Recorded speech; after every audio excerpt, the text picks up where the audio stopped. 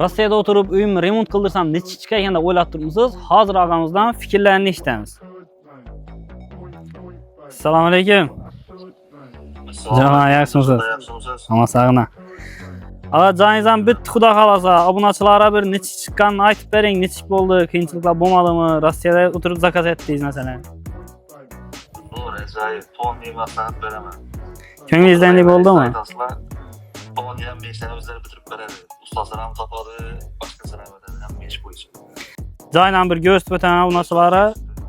Yine noldan qilib berdik shu joyni, sokullari, balyasinalari, tunikabonlari, xullas ağam ko'nglingdan yetib, yine Nima joy maslahat beraman. Yaxshi xizmatlarga rozi bo'laman, katta rahmat. Sizlarga sog' bo'ling, telefonlashamiz. Rahmat, sog' bo'ling. Obunachilarimiz fikrlarini eshitdingizlar. Sizlar ham bemalol qaysi davlatda o'tirishlaringizdan qat'iy nazar telefonda bog'lanib, o'ylanib tushuntirsangizlar, podkulchatib, xudo xolasa remont qilib beramiz. Sog' bo'ling, salomat bo'ling, Fayzga ko'nikishda davom eting.